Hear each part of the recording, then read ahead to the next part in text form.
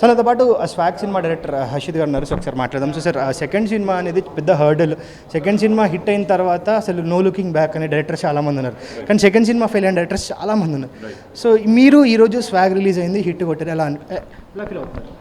అది అంటే ఇది కంటెంట్ని కరెక్ట్గా చెప్దామని పెట్టుకున్న ఎజెండానే. సో సెకండ్ది హిట్ కొట్టాలి లేకపోతే కొట్టదు, అందరూ మంచిగా ఆడాలని తీస్తారు. సో మేము అదే ప్రయత్నం చేసాం. కాకపోతే మాకు ఏ కంటెంట్ అయితే రెజనేట్ అవుతుందో ఇది ఖచ్చితంగా చెప్పి తీరాలి బయటికి అని అనిపించిందో ఆ కంటెంట్తోనే ముందుకెళ్ళాం. అది వెరీ హ్యాపీ, ప్రేక్షకులందరితో అది రెజనేట్ అయింది. అది ఇంకాస్త ఎక్కువ ఊతమిస్తుంది నెక్స్ట్ ఇంకా మంచి కథలు రాయడానికి, మంచిగా ప్రజెంట్ చేయడానికి. అయితే సార్ ఈ సినిమా చూస్తున్నంతసేపు ఒక ట్విస్ట్ తర్వాత ఇంకో ట్విస్ట్, ఒక ట్విస్ట్ తర్వాత ఇంకో ట్విస్ట్ వస్తూనే ఉంది. సెకండ్ హాఫ్ కావచ్చు, ఇంటర్వెల్ నుంచి.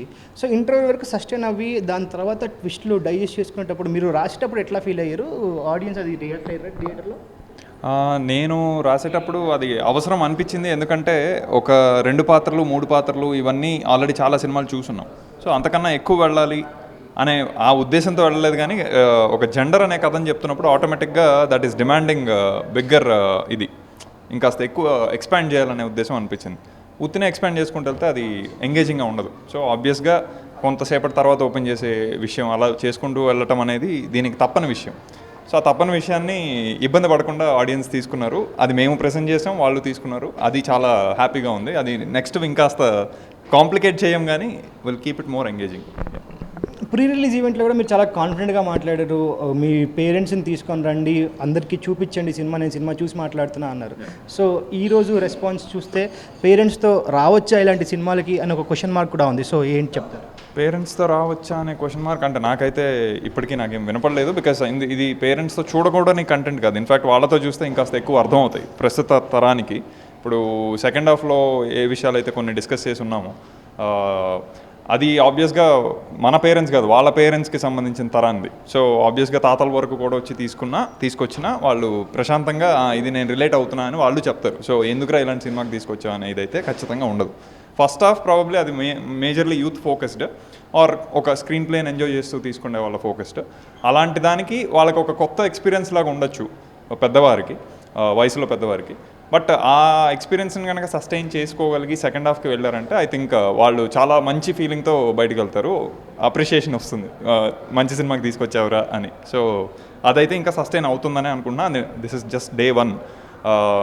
We have lot of time. Next 1 week 10 days ఇదంతా ఉంది. సో ఖచ్చితంగా పెద్దవారు, ఫ్యామిలీస్ అందరూ వచ్చి చూస్తే, అంటే ఆ స్టేట్మెంట్ ఇవ్వటం అదంతా పక్కన పెడితే ఇది అందరూ ఖచ్చితంగా మళ్ళీ ఇంట్లో కూర్చొని డిస్కస్ చేసుకోగలిగిన ఒక సినిమా అవుతుంది. సో అది ఉంది కాబట్టి ఇంకా నేను I stand by that word. So ఈ సినిమాలో ముఖ్యంగా రెండింటి గురించి మాట్లాడుకోవాలండి. ఒకటి వచ్చి మీరు క్రియేట్ చేసిన వరల్డ్, అందులో మీరు క్రియేట్ చేసిన characters Shri Vishnu. Second dialogues అండి. సో డైలాగ్స్ గురించి మీరు ఏం చెప్తారు? ఆ ప్రాసలు కానివ్వండి, ఆ కామెడీ కానివ్వండి, దాని గురించి. అంటే అది ఆర్గానిక్గా క్రియేట్ చేసుకున్న ఇదే. డైలాగ్స్లో ప్రాసలు ఉండాలి అని పెట్టిన ఇది కాదు. కానీ ఇంత పెద్ద కథ నడుస్తున్నప్పుడు ఒక రిథమిక్ ట్రీట్మెంట్ ఉంటేనే సస్టైన్ అవుతూ ఉంటుంది. లేకపోతే పాస్ ఆఫ్ డైలాగ్ లాగా ఉంటే అది వెళ్ళిపోతూనే ఉంటుంది, గుర్తు కూడా ఉండదు. సో ఆ ఇంపాక్ట్ క్రియేట్ చేయాలంటే ఏదో ఒక అలంకరణ తీసుకోవాలి. ఇక్కడ కొన్ని ఏరియాస్లో ప్రాస అనేది తీసుకున్నాం, కొన్ని ఏరియాస్లో వాయిస్ అనేది తీసుకున్నాం. సో అలా అని చెప్పే సౌండ్స్, ఇలాంటివన్నీ ఇట్లా అండర్లైన్ థింగ్స్ బెటర్ గుర్తుంటూ ఉంటాయి. So that is the agenda, logical agenda అంతే. సో ఇన్ని క్యారెక్టర్స్ మీరు చేయాలి అని శ్రీ విష్ణుకి చెప్పినప్పుడు సో ఆయన రియాక్షన్ ఏముండే? అసలు ఇన్ని క్యారెక్టర్స్ మీరు ఆయనతోనే చేయించాలనుకున్నారా, లేకపోతే అది ఎలా కుదిరిందండి? ఆయన చేయగలరు కాబట్టి నేను వేరే థాట్ లేకుండా రాసుకున్నది యాస్టీస్గా చేశారు ఆయన. సో అది అంత పెద్ద థాట్ ఏం నడవల. ఆయన చేయగలరనే నమ్మకం నాకుంది, వీడు తీయగలరనే నమ్మకం ఆయనకుంది. ఆ రెండు కలిసి ముందుకెళ్ళింది అంతే. ఓకే. సో ఆయనకు చెప్పినప్పుడు ఏముండే రియాక్షన్? ఫస్ట్ రియాక్షన్ ఏముండే? ఎగ్జైట్ అయ్యారు, చాలా బాగా ఎగ్జైట్ అయ్యారు. సో ఏదైతే సర్ప్రైజ్ క్యారెక్టర్ ఒకటి ఉందో అది పర్టికులర్లీ మోర్ ఎగ్జైట్మెంట్ ఇచ్చింది. ఎందుకంటే అది నాకు తెలిసి ఎవరు ట్రై చేయండి. ఇది ఇండియన్ ఫిల్మ్ ఇండస్ట్రీ అని పెద్ద పదం వాడను, కానీ ఒక హీరోయిక్ టోన్లో వెళ్తున్న ఒక పర్సన్ మల్టిపుల్ క్యారెక్టర్స్ చేయటం ఉంది, కానీ నేను చెప్తున్న సర్ప్రైజ్ క్యారెక్టర్ చేయటం అనేది లేదు. సో అన్నీ కలిపి it is adding a lot of depth to the story. So ఆయన అది చూసే, అంటే అదేదో కొత్త క్యారెక్టర్ కాబట్టి చేసేద్దాం అని కాదు, దానికి విలువ ఉంది కథలో అని తెలుసుకున్న తర్వాతే వెళ్దామన్నారు. సో అది పే ఆఫ్ అవుతుంది ఇప్పుడు. ఇప్పుడు ఒకసారి శ్రీ విష్ణు గారి క్యారెక్టర్స్ అన్నీ చూసుకున్న తర్వాత సో మీకు బాగా ఫేవరెట్ క్యారెక్టర్ ఏది ఉండే అండి? అంటే సర్ప్రైజ్ క్యారెక్టరా, లేకపోతే ఇంకో వేరే క్యారెక్టర్స్? సర్ప్రైజ్ క్యారెక్టర్ అనేది అది నేను చెప్పినా చెప్పకపోయినా I think everyone will root with that. So అది అందరికీ మోస్ట్ ఫేవరెట్ క్యారెక్టర్ అవుతుంది, హుందాతనం అదంతా కూడా ఇది పడుతూ ఉంటుంది కాబట్టి నాకు యయాతి క్యారెక్టర్, యయాతి కథ నాకు చాలా దగ్గరగా ఉంటుంది, నా మనసుకి హత్తుకున్న కథ, నేను రాసినప్పుడు తీసినప్పుడు చూసుకున్నప్పుడు. సో యయాతి నా ఫేవరెట్ క్యారెక్టర్. ఇంకో విషయం, ఈ సినిమాలో రాణి పాత్రలో రీతుని తీసుకోవడం, సో రీతు పర్ఫార్మెన్స్ ఎలా ఉండింది? సో ఆమెకి క్యారెక్టర్ చెప్పినప్పుడు ఎంత ఎక్సైట్ అయ్యారు? ఎందుకంటే స్క్రీన్ పైన చూస్తే సేమ్ మహారాణి లాగే అట్లే ఉంది.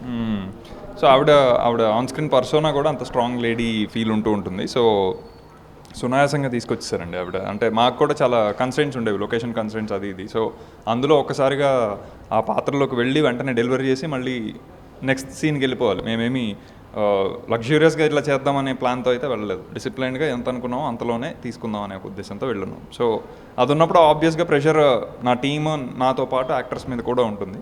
అలాంటిది ఇలాంటి స్పెషల్ క్యారెక్టర్స్ చేస్తున్నప్పుడు ఇంకాస్త అలర్ట్గా ఉండాలి. అది I think it came because of her discipline. And yeah. So ఎన్ని రోజులు ఈ సినిమా షూట్ చేశారండి?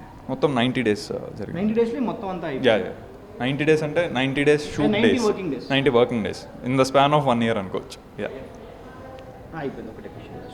సో ఫైనల్లీ చెప్పండి, కొంతమంది రివ్యూస్ ఇందాక మాట్లాడుతూ మీ ప్రొడ్యూసర్ విశ్వప్రసాద్ గారు కూడా కొంతమంది ముందే పెట్టేశారు, సర్ప్రైజ్ రివీల్ చేశారు, ట్విస్ట్ రివీల్ చేశారు అన్నీ చెప్తున్నారు. సో రివ్యూస్ గురించి మీరు ఏం మాట్లాడతారు?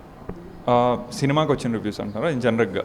సినిమాకి వచ్చిన రివ్యూస్ అంటే ఐ థింక్ రివ్యూయర్స్ కూడా ఇండివిజువల్ పీపులే. సో వాళ్ళు చూసి వాళ్ళకి నచ్చిన విషయం ఏంటో, వాళ్ళకున్న ఒక మాధ్యమం ఉంది కాబట్టి అందులో పెట్టారు, దాంట్లో తప్పేం లేదు. ఆబ్వియస్గా వాళ్ళకి నచ్చిన విషయాన్ని, నచ్చని విషయాన్ని క్లియర్గా ఓపెన్గా చెప్పడం అనేది వారికి ఉన్న హక్కు. కాకపోతే చాలామంది రివ్యూవర్స్ ఒక సెన్సిటివిటీ మెయింటైన్ చేస్తారు. ఆ పర్టికులర్ మూవీ ఏంటి, అది చూశాక ఇది ఆడియన్స్కి ఈ మజాని హోల్డ్ చేయాలి, సో కాస్త వెయిట్ చేద్దాం, ఆపుకుందాం ఉత్సాహాన్ని అనే ఒక ఇది జరుగుతూ ఉంటుంది జనరల్గా. అది ఏమీ రిటర్న్ రూల్ కాదు. ఇప్పుడు ప్రమోషన్ మెటీరియల్ చూసినా ఓకే వీళ్ళు ఆ పాత్ర గురించి చెప్పలేదంటే లెట్స్ రెస్పెక్ట్ దట్ అనే ఒక ఇది చెప్పకుండానే అది చాలామంది చేస్తూ ఉంటారు. అది చేస్తే ఇంకాస్త మ్యూచువల్గా హెల్ప్ఫుల్ ఉంటుంది. అంతకుమించి అది తప్పు ఇది కరెక్ట్ అని చెప్పే ఇదేం కాదు, because it is an open medium to talk anything. ఒక మ్యూచువల్ ఎథికల్ ఇది, అది రిటర్న్ రూల్ ఏం కాదు, మోర్ ఆఫ్ యా అంతే, మ్యూచువల్ థింగ్ ఉంటే బాగుంటుంది. All the very best. Thank you.